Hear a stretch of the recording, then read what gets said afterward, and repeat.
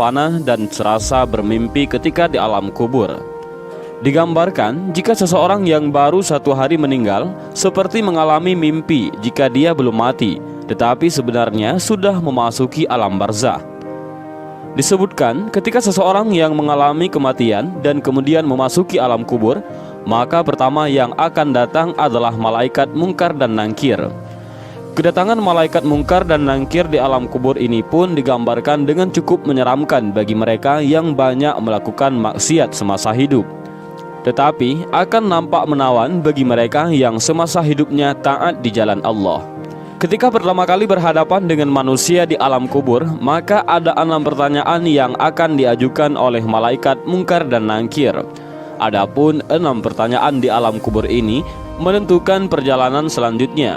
Apakah dia akan di tempat bersama para nabi, ulama, dan umara di surga, atau justru memasuki neraka dan dihisab terlebih dahulu? Pertanyaan itu adalah yang pertama, Man Rabbuka, siapa Tuhanmu? Ma dinuka, apa agamamu? Man nabiyuka, siapa nabimu? Ma kitabuka, apa kitabmu? Aina kiblatuka, di mana kiblatmu? Dan yang keenam adalah Man ikhwanuka, siapa saudaramu? Benarlah demikian, kehidupan alam barzakh atau alam kubur banyak disebutkan dalam Al-Quran dan hadis, serta siksa-siksanya yang tanpa ampun bagi mereka yang berdosa, tetapi akan mendapatkan kelapangan dan ketenangan bagi umat yang beramal saleh. Dan berikut ini adalah hadis Rasulullah SAW yang menggambarkan perjalanan manusia setelah melewati fase kematian. Maka di alam kubur sudah menanti kehidupan baru dan serba asing.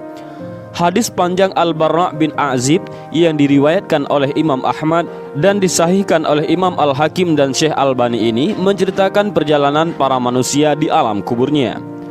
Suatu hari kami mengantarkan jenazah salah seorang sahabat Nabi SAW dari golongan Ansar. Sesampainya di perkuburan, liang lahat masih digali. Maka Rasulullah SAW pun duduk ataupun menanti, dan kami juga pun duduk terdiam di sekitarannya, seakan-akan di atas kepala kami ada burung gagak yang hinggap. Rasulullah SAW memainkan sepotong dahan di tangannya ke tanah.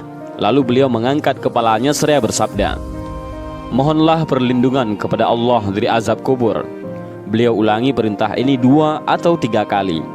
Kemudian beliau SAW bersabda, "Seandainya seorang yang beriman sudah tidak lagi menginginkan dunia dan telah mengharapkan akhirat ataupun sakratul maut, turunlah dari langit para malaikat yang bermuka cerah secerah sinar matahari. Mereka membawa kain kafan dan wangi-wangian dari surga, lalu duduk di sekeliling mukmin tersebut sejauh mata memandang. Setelah itu, turunlah malaikat pencabut nyawa dan mengambil posisi di arah kepala mukmin tersebut. Malaikat pencabut nyawa itu berkata, 'Wahai nyawa yang mulia, keluarlah engkau untuk menjemput ampunan Allah dan keridhaannya.' Maka nyawa itu dengan mudahnya keluar dari tubuh mukmin tersebut seperti lancarnya air yang mengalir dari mulut sebuah kendil. Lalu nyawa tersebut diambil oleh malaikat pencabut nyawa dan dalam sekejap mata diserahkan kepada para malaikat yang berwajah cerah tadi, lalu dibungkus dengan kafan surga dan diberi wangi-wangian darinya pula, hingga terciumlah bau harum seharum wangi-wangian yang paling harum di muka bumi. Kemudian nyawa yang telah dikafani itu diangkat ke langit. Setiap melewati sekelompok malaikat di langit, mereka bertanya, 'Nyawa siapakah yang amat mulia itu?' 'Ini adalah nyawa Fulan bin Fulan,' jawab para malaikat yang mengawalnya dengan menyebutkan namanya yang terbaik ketika di dunia. Sesampainya di langit dunia, mereka meminta izin untuk memasukinya, lalu diizinkan. Maka seluruh malaikat yang ada di langit itu ikut mengantarnya menuju langit berikutnya, hingga mereka sampai di langit ke-7. Di sanalah Allah berfirman, 'Tulislah nama hambaku ini dalam kitab Illiyin, lalu kembalikanlah ia ke jasadnya di bumi, karena dirinya lah aku ciptakan mereka para manusia, dan kepadanya lah aku akan kembali, serta darinya lah mereka akan kubangkitkan.' Lalu nyawa tersebut dikembalikan ke jasadnya di dunia. Lantas datanglah 2 orang malaikat yang memerintahkannya untuk duduk. Mereka berdua bertanya, 'Siapakah Rabbmu?' 'Rabbku adalah Allah,' jawabnya. Mereka berdua kembali bertanya, 'Apakah agamamu?' 'Agamaku Islam,' sahutnya. Mereka berdua bertanya lagi, 'Siapakah orang yang telah diutus untuk kalian?' 'Beliau adalah Rasulullah SAW,' jawabnya. 'Dari mana engkau tahu?' Tanya mereka berdua. Aku membaca Al-Quran, lalu aku mengimaninya dan mempercayainya. Tiba-tiba terdengarlah suara dari langit yang menyeru, jawaban hambaku benar, maka hemparkanlah surga baginya, berilah dia pakaian darinya, lalu bukakanlah pintu ke arahnya. Maka menghembuslah angin segar dan harumnya surga memasuki kuburannya, lalu kuburannya diluaskan sepanjang mata memandang. Saat itu datanglah seorang pemuda asing yang amat tampan memakai pakaian yang sangat indah dan berbau harum sekali, seraya berkata, bergembiralah, inilah hari yang telah dijanjikan dulu bagimu. Mukmin tadi bertanya, siapakah engkau? Wajahmu menandakan kebaikan. Aku adalah amal solehmu, jawabnya. Si mukmin tadi pun berkata, wahai Rabbku, segerakanlah datangnya hari kiamat, karena aku ingin bertemu dengan keluarga dan hartaku.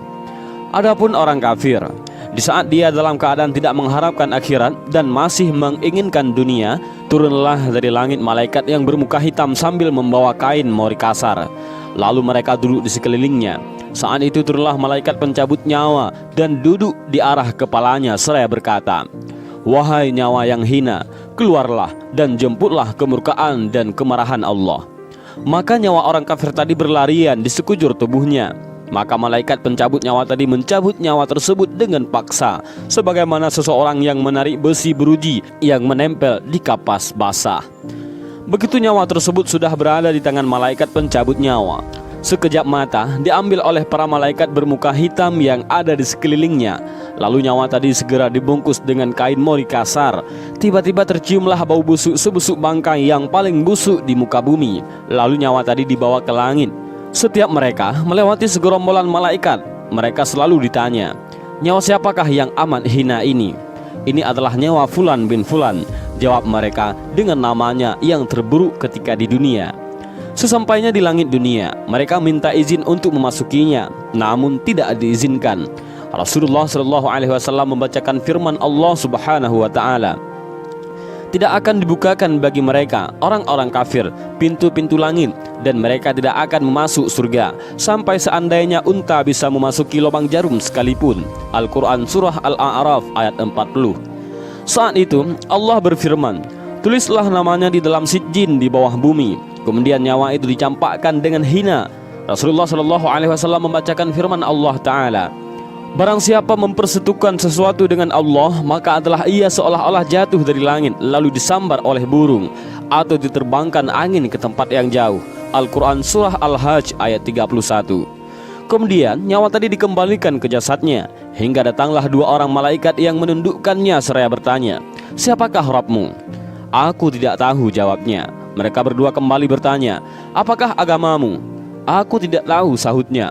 Mereka berdua bertanya lagi, siapakah orang yang telah diutus untuk kalian? Aku tidak tahu, jawabnya.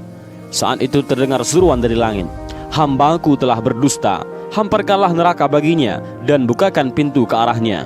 Maka hawa panas dan bau busuk neraka pun bertiup ke dalam kuburannya. Lalu kuburannya dipres oleh Allah Subhanahu wa Ta'ala hingga tulang belulangnya pecah dan menancap satu sama lainnya. Tiba-tiba datanglah seorang yang bermuka amat buruk, memakai pakaian kotor dan berbau sangat busuk, seraya berkata, aku datang membawa kabar buruk untukmu. Hari ini adalah hari yang telah dijanjikan bagimu. Orang kafir itu seraya bertanya, siapakah engkau? Wajahmu menandakan kesialan. Aku adalah dosa-dosamu, jawabnya. Wahai Rabbku, janganlah engkau datangkan hari kiamat, suruh orang kafir tadi. Dan hadis panjang ini diriwayatkan oleh Ahmad dalam Al-Musnad dan disahihkan oleh Al-Hakim dalam Al-Mustadrak dan oleh Albani dalam kitab Ahkamul Janaiz. Dan itulah gambaran bagaimana kondisi seseorang yang sudah berada di alam kubur. Semua akan ditentukan lewat amal dan perbuatannya semasa hidup di dunia. Tentunya hal ini menjadi pelajaran bagi kita semua agar menjalankan perintah Allah dan menjauhi larangannya. Lantas bagaimana dan apa yang harus kita lakukan untuk menghadapi kematian? Maka perbanyaklah amal ibadah. Bahkan agar terbebas dari siksa alam kubur dan bisa menjawab 6 pertanyaan itu, selain menjalankan semua perintah Allah dan menjauhi segala larangan Allah, maka kita harus tetap memanjatkan doa. Dan ini adalah doa agar